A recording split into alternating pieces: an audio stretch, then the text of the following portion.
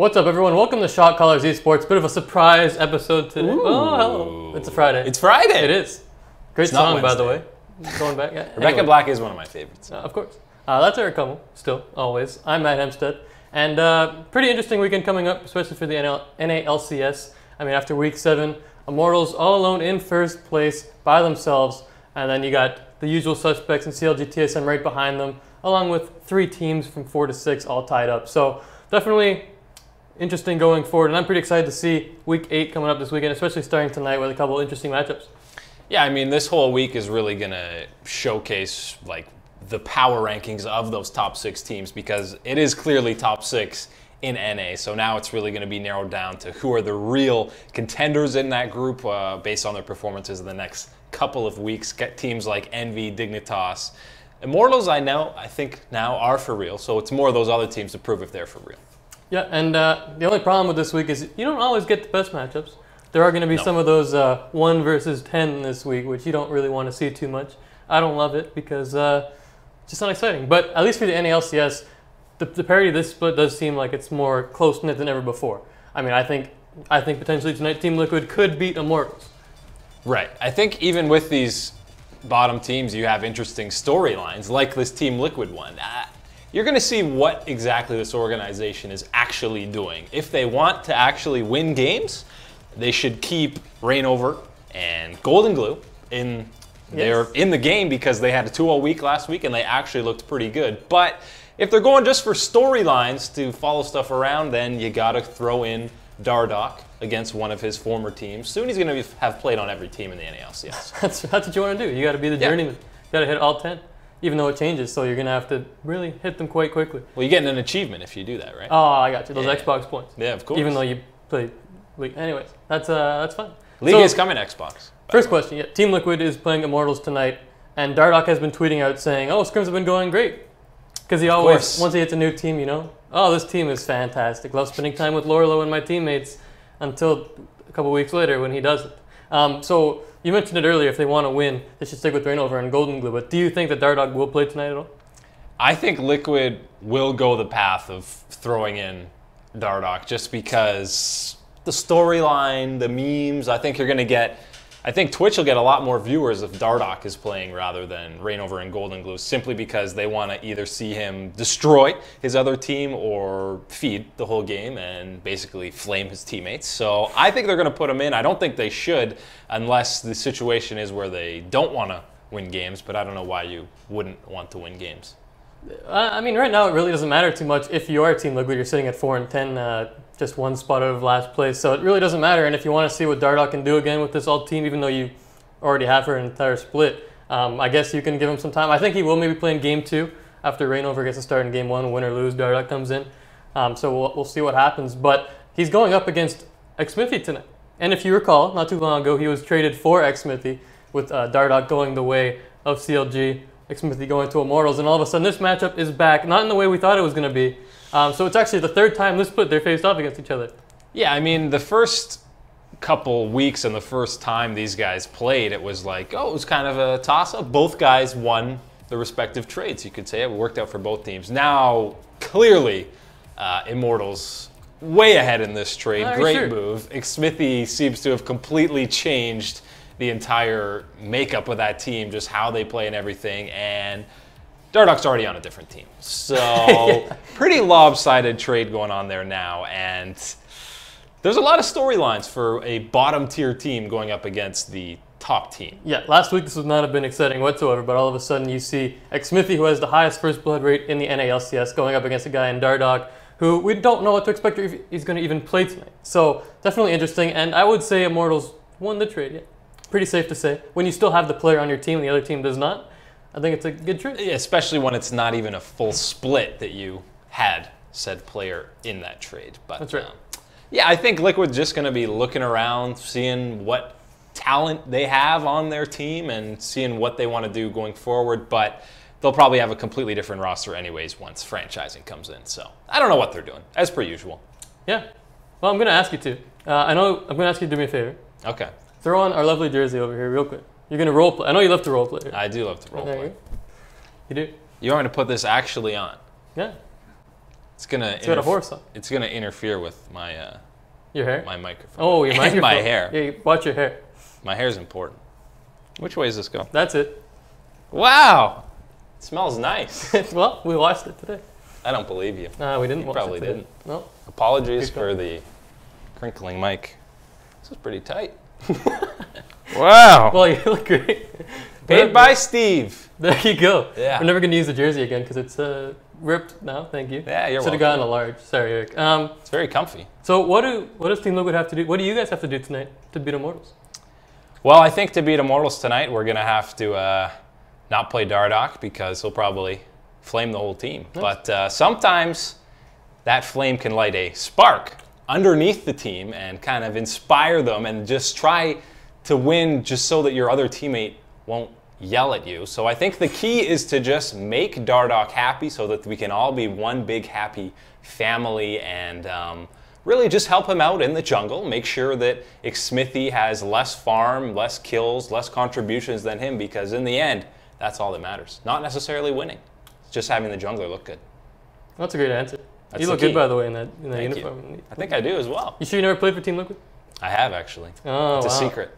Well, I mean, Dardoch went out for Phil last night with LirA, so I'm sure they're having a great time. What could go wrong? I mean, yeah, they seem like as good a pal as Dardoch has had on his teams so far, so maybe it's nice for them to be reunited. Maybe this is the time we see Dardoch change. It's his rebirth with Team Liquid. Maybe he'll be like, you know what, maybe I have been a bit rude to some people. Now I'm going to be Mr. Nice Guy. I don't think so. All right. I don't see that. I believe. So give me a prediction about the series tonight. Who's going to win? Any upset special? Is it a trap? I could definitely see Liquid winning this set.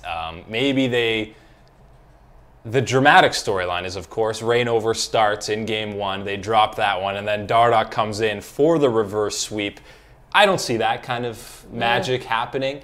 I maybe see them dropping game 1 with Dardoch in there, and then maybe they just ride him out the whole series, or maybe throw Reignover in for that third game.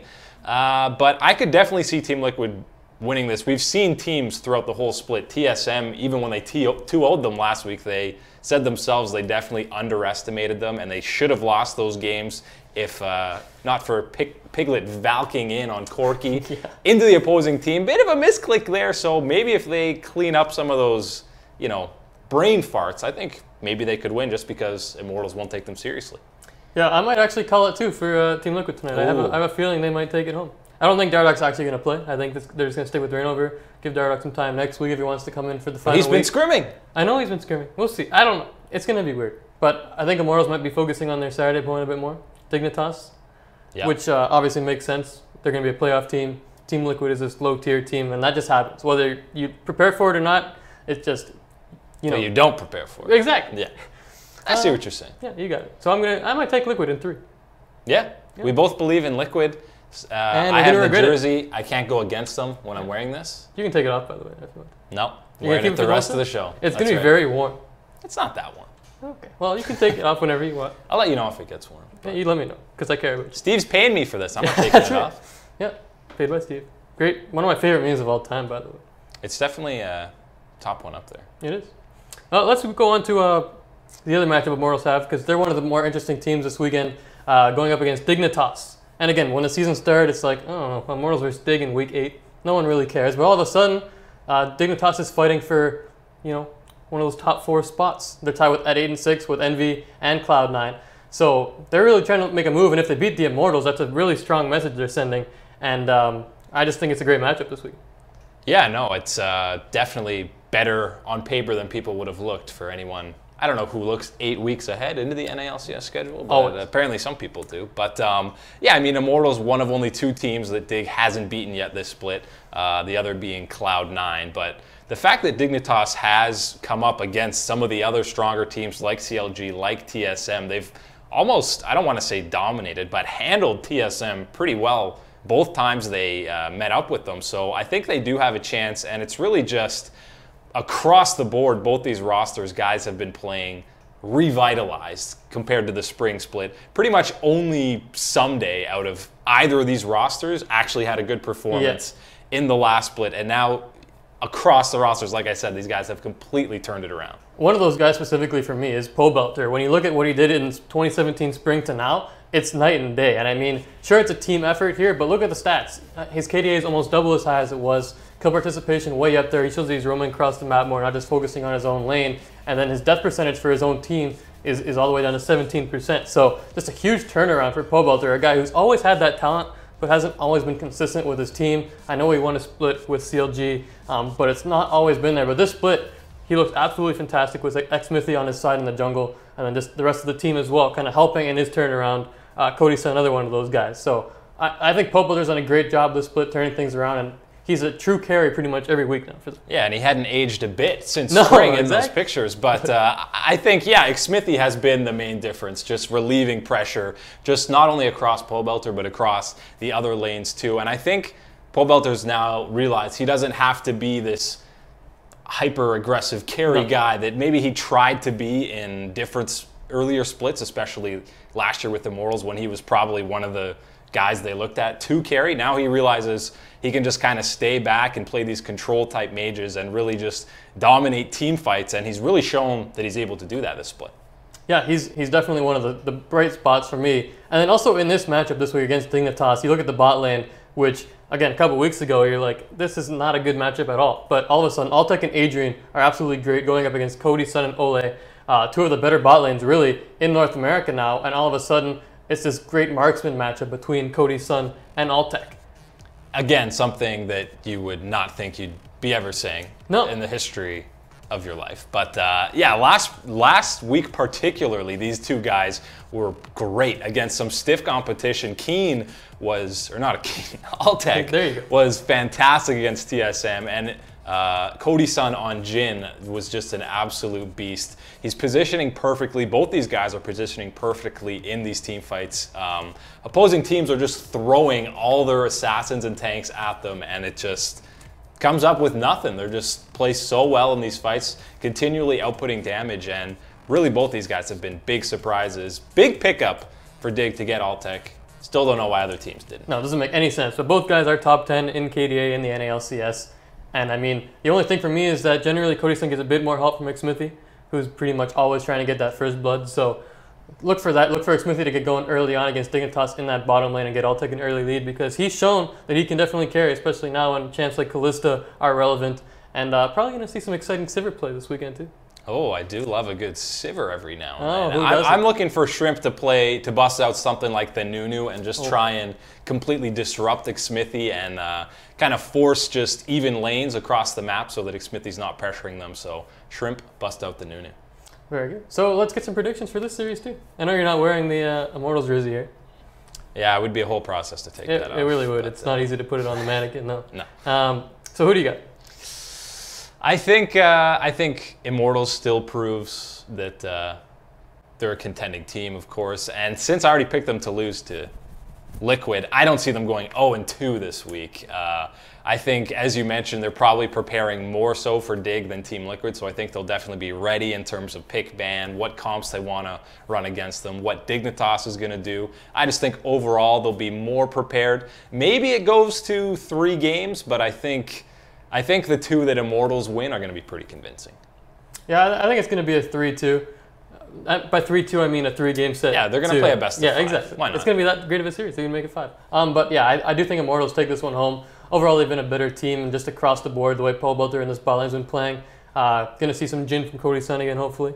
And Xmithie just controlling the game and getting those first bloods. So I do think Immortals are going to win and prove why they are the #1 team in North America. Might slip up against Liquid, as we mentioned earlier, but overall, Immortals against Dignitas in 3, I would say. Slip against Liquid. That's pretty good. You slip on water. It is wet slippery. floors. That's right. Good job, Matt. Be careful. Workplace safety, everybody. Workplace safety. Yes. But yeah, Immortals are good. I still don't think they're the best team in NA, even though their record says there is. The record never lies there. Yeah. Let's move on. That's a lot of Immortals stuff. Yeah. CLG. CLG. They're going with OmarGod. Yeah. He's played in 4 games, 2-2 record. I'm not going to say I'm impressed by him yet, but he has had some good games. His Olleh game again was pretty decent, but he's been playing a lot of Gragas, which is basically, I guess, everyone's must-play jungler right now, along with Muzmalkai and Cho'Gath, those tanks. So at least right now, it's a good meta for him to get started. you're not asked to really carry these games. You're just asked to get a good gank off from time to time and misposition other players. So I think OmarGod can step in and have a decent performance this weekend, though the first matchup is going to be tough against Team Envy, also fighting for a playoff spot. Yeah, and against LirA specifically, one of the premier guys in the league to play against him. It'll be interesting to see if he busts out something like Nidalee or something like that and just tries to dominate him. He knows this guy doesn't have that much experience, so I think LirA should take the route of picking something that can just clear really quickly and then just go interfere with OmarGod and basically take him out of the game, because you've seen most of Envy's laning is fine. Their bottom lane is one of the best laning. Surprisingly. They're probably better than CLG right now, which is, again, something insane to say. Many insane things you could say about this split. A guy like Huhi isn't necessarily going to dominate his lane, so there's no huge issue there. And then unless Darshan is on something like a Fiora or maybe a Gnar, something where he's going to try and dominate that lane, I think across the board they'll be okay. So if LirA can neutralize and just dominate OmarGod in the jungle, they'll be in pretty good shape. Yeah, one thing for Huhi is he's going to have to get used to not having Dardoch on his side again. Someone who kind of prioritizes that mid lane and really lets Huhi do what he wants, because Dardoch was always an aggressive guy who would go and invade, try to get those first bloods, and now you have OmarGod come in, who, I know it's a small sample size, but he only picked up first blood in one of the 4 games he's played. So that gives LirA a chance to really have an early aggression, try to get, go inside, go screw around with OmarGod in his own jungle and throw him off. I think that's going to be the game plan, and I expect CLG to maybe have some interesting level 1s like they usually have to try to get OmarGod going early, set behind LirA a little bit, and just make it easier for him. Yeah, it's going to be interesting to see where exactly they prioritize that jungle pressure, because basically it sounds like OmarGod's going to do whatever the team says. If they're like, hey, this game, we got Caitlyn bottom, play around Caitlyn and get Stixxay super fed so he can carry. I think it's just going to be about team communication. So yeah, it's going to be interesting to see if they're playing around that mid lane like you saw times earlier in the split, or if they go bottom or maybe get Darshan ahead. We'll see what they prioritize. Yeah, definitely interesting. But I mean, one other thing for me before we move on is the whole support matchup in this one is pretty interesting, because Aphromoo always this guy who's like, oh, he's the best in North America. But I'm going to go and say, and I'm sure a lot of people will agree with me, that he's not having a very good split. I know CLG's up there in the standings, but several times he's been caught out looking to be overly aggressive, going in for those deep wards by himself, not with his teammates. And all of a sudden, this guy called Hakuho, who doesn't get a lot of credit, he's having a great split.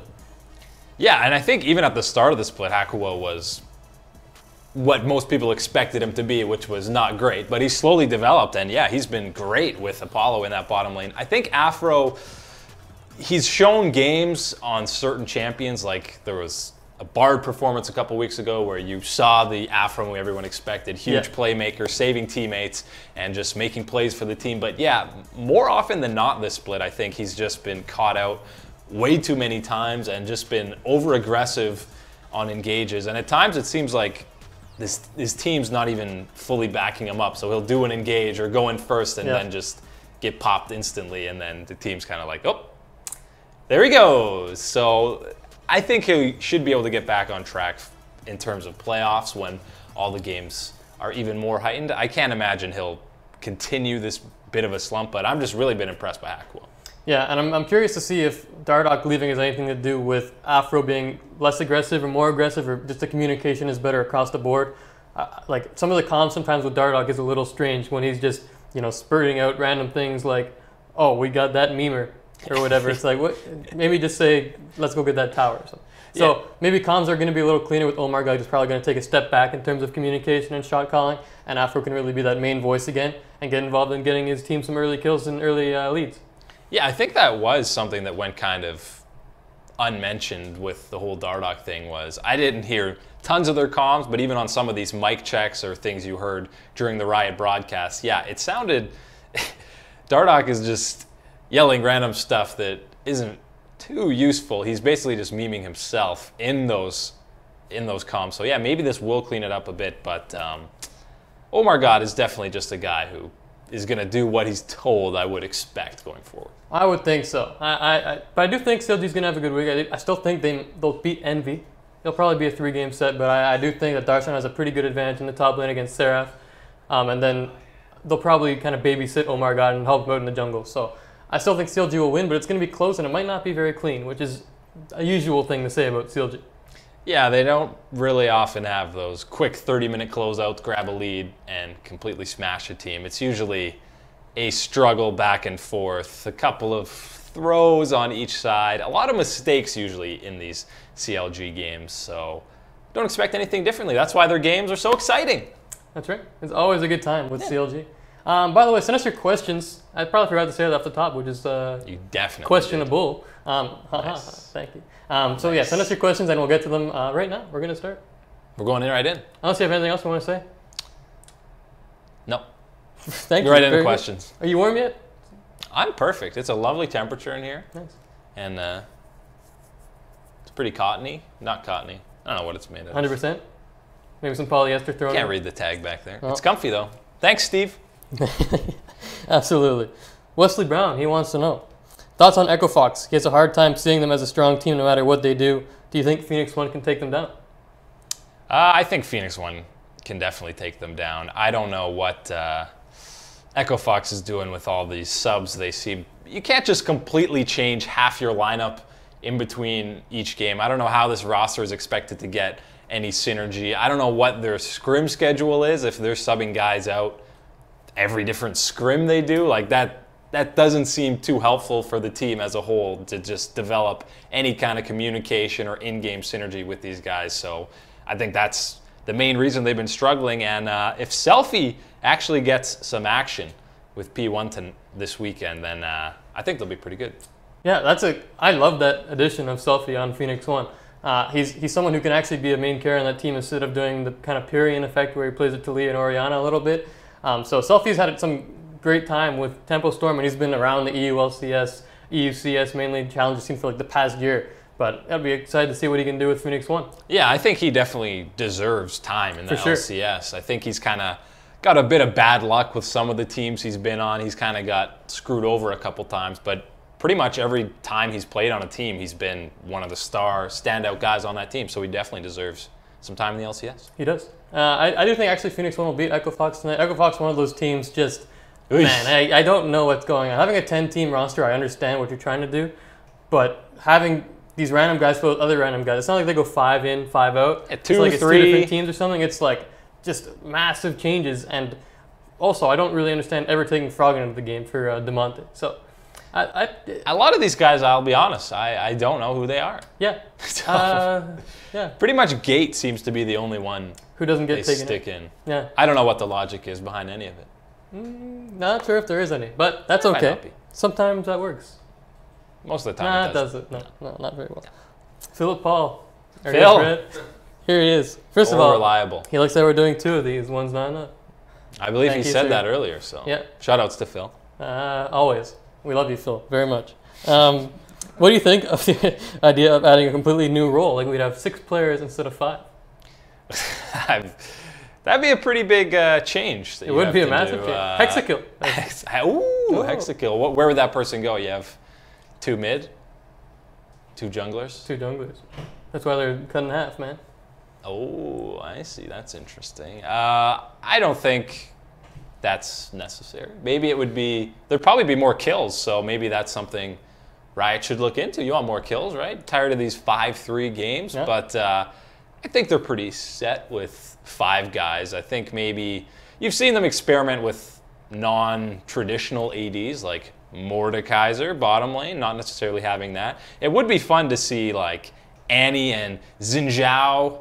Remember, I think TSM ran that a couple times. Maybe just breaking up the prototypical having an AD carry on the team. That could be interesting. I don't think a 6th person, though. I don't know.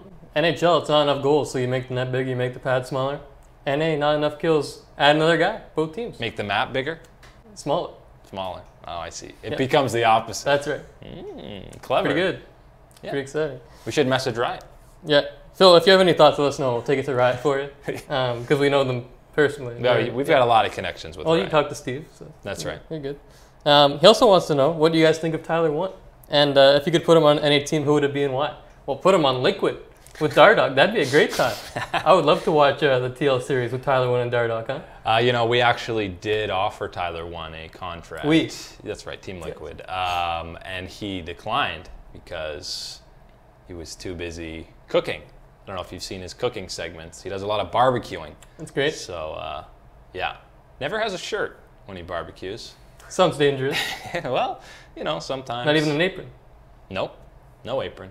Just bare-chested cooking on the grill. But, you know, I think Tyler 1 would be good on Liquid. Except what happens when someone bans Draven? Then you're kind of in a bit of an issue. But if I had to put him on one team, I would put him on Liquid just because the behind the scenes on some of those videos would be absolutely fantastic to watch. Yeah, I would love that. I mean, TL's not going to win anyways. Just throw him out over there for a bit. Let's go. Well, they'd win with Tyler 1. Oh, of course they would. Yeah. Tyler first. Oh, that's not Tyler 8th. That's right. Hakuna Matiti, play on the popular Lion King tune. Great song. Never seen it. That's unfortunate. I mean, we screwed up the other week when we didn't know that Winnie the Pooh was Disney. That's right. So, Lion King is definitely Disney. It is. Shoutouts. We own Lion King. That's right. He doesn't get why Dardoch would want to leave CLG. He said he wanted to make it to Worlds earlier in the year. Why the heck would he go back to TL? Like, even if they win every remaining match, the chance of them even making playoffs is slim. Does he hate this team so much he give up going to Worlds? I'm not sure how much of it was Dardoch's choice to go away from CLG. It sounds like they were kind of like, hey, maybe you won't play anymore. So maybe it was kind of, he goes to Liquid because he'll have more of a chance to play. I think if he had the choice, he probably would have wanted to stay on CLG. Again, this is all speculation. I don't know for sure. Even though I'm part of the team, you'd think I'd have this insight. But I don't think it was his choice to leave CLG fully for sure. Yeah, I don't think so. I mean, I think all the frustration really started when he got subbed out, and I don't think he got much notice when OmarGod started getting the time on stage. So it definitely frustrated him. And he did an interview directly after where he was kind of passive-aggressively saying that, you know, I don't get to play anymore. What's going on? I would like to get on the stage. So, I mean, no one wants to be subbed out when you're the starting jungler, and that was probably part of it. But again, I do think it's mostly CLG saying, you don't fit here. So go back to Team Liquid. Probably not that harshly. I think that's what they said, word for word. Yeah. But he did even send out that tweet saying, with all these smiley faces saying, no turmoil. It's just he deserved his spot, which kudos to him. He tried to, you know, hide anything that was going on. But even when he sent that out, people were kind of like, not sure. Yeah, everyone made that collectively. Yeah. Like, I'm not sure I believe that. So he did a good job of trying to hide it, but didn't work. Did not work. No. He's been exposed. That's right. Wesley Brown has the answer, though. Oh. He's got Dardoch to C9 meme team for the win. Dardoch to C9 meme team. I don't even know if he is, like, a memer, though. Like, Sneaky is just the meme overlord. Yes. He basically only speaks in memes. He doesn't... his language has basically devolved to not even English anymore. He only speaks in memes. Dardoch is just kind of mean, not meme. I see what He's you did, just mean to people, so I don't think that would work. But maybe. Baby rage. I'm telling you, Dardoch's going to try out for every team and just kind of, that'll be his patch that he's played on all 10 teams. Yeah, just wear a medal of every single team. Very long medallion. Medallion? Wow. That's right. I don't think every team has medallions. Well, they should. Okay. Another question here from A Hope. So there is some hope. That's right. We saw Buff to Mundo, and the way Freak said it, it was that he was an anti-mage, sort of like Galio. Do you think he can be a viable mid with his annoying Q? Those cleavers. Mundo mid. You know, it's classic to go into Baron Pit and play dodgeball. Yes. With Mundo. As far as I'm concerned, that's the main purpose of that champion. But I don't know. It might be an interesting pick to try out in solo queue. I encourage everyone in their solo queue games to lock in Mundo mid, even if you don't get the mid role. But I don't know if that would work in competitive. He doesn't have that much. Like, Galio has a poop load of CC, whereas Mundo, he's got a slow. Yeah, that's about it. Galio is a little better for CC-wise, I think. Yeah, Mundo's a little strange, especially right now with the whole Thornmail changes and the health regen thing. It might be an issue, especially since this entire kit revolves around getting health back. So I'm not entirely sure he fits right now. Yeah. But interesting. Because I know in ARM I used to always play Magic Mundo. You build Armor Pen and start throwing those cleavers at people. Oh, it was very annoying. It hurt a lot. The good old days of Mundo top every game? That was fun. Yeah, Mundo Shyvana? Yep, great. Fun matchups. You just throw cleavers to the last hit, and that's absolutely it. Yeah. It wasn't great. Phil wants to know something. from you specifically. Okay. Doesn't say that, but that's okay. Oh. What's with those 6 rubber ducks behind you, Eric? You know, those 6 rubber ducks are actually a shout out and an inspiration for the Pool Party Zig skin. That's right. You know, everything we have here is applicable in some way to the game. So the rubber duckies are a shout out to Pool Party Zigs and, of course, Matt's childhood. Yes. He was really into rubber duckies. Who was Still it? is, right? Always. That's why they put that big rubber duck in Toronto. Just for me. Wow, that cost a lot of money. I think it was taxpayers' money too, so well, you're going to get some angry emails, I think, now. That's unfortunate news, but that's okay. Yeah. Anything else you want to say today, Eric? Today. Only today. Just today. I'm just really excited for the next week of LCS. It's getting down to the nitty-gritty, separating the contenders from the pretenders, and I think this is going to be the most exciting playoffs we've ever seen in NALCS. Pretty bold call, but we might have a lot of game 5s and not as many sweeps. It seems to me there's always a couple sweeps in the NALCS playoffs, so I'm hoping this year we get some close contests, and I don't know how big these next few weeks actually are because those top 6 seedings are kind of set. It's really just going to be fighting for those buys, and I mean, the 3-6 matchup might actually be kind of big if a team like TSM somehow gets in that 3 seed. You definitely don't want to play them. No, you definitely would not want to face TSM, but I have a feeling it's going to be another TSM C9 final. But it might be drama to get there. It might be drama to get there, which would be a little interesting. So I'm always hoping for something a little different. I'm kind of tired of the TSM C9 thing. Let's get a different team in the final. That's not TSM, CLG, C9, or GGU, of course. My pick this year is, in fact, GGU. Really? To win NALCS. Not GCU. They won the NACS. Pretty close. Nope. GGU. That's a great name, by the way. GGU? Good Game University. It's a very good name. That's a great name. Too bad they're gone forever. Yeah. Who thought of the idea to rename that team Team Coast from Good Game University? It's a lot more boring. There's not many great team names. Like. That's pretty hurtful. Team Liquid's pretty good. Yeah, Team Liquid. You just water? You're just like a cup of water? Yes. Doesn't have to be water. It's a pretty vague term. I guess. And why is there a horse for liquid? You're on the team. I don't know. These are the questions I got to bring up with Steve. Yes, you do. Yeah. For next week, we'll get the answers, all right? I'll call him on my HTC phone. Yes, good shout out to HTC. That's right. Sponsor of Team Liquid. Maybe. Of course. Maybe not anymore. I don't know. Anyways, this is going off the rails, so we should probably end it now. Right. Yeah. Eric? Thanks for all the questions. They were great questions. Yep. Phil, thanks for coming in. We appreciate your support. That's right. Yeah, anyways, that's all for the surprise edition, even though I queued it up on Facebook, so it wasn't as surprising as I was hoping. I was surprised. You were? Yeah. All right, very good. That's Eric Kummel. I'm Matt Hempstead. Thanks for joining us, and we will see you next Wednesday at 2 p.m. for another edition of 5v5 Live. Thanks, everyone.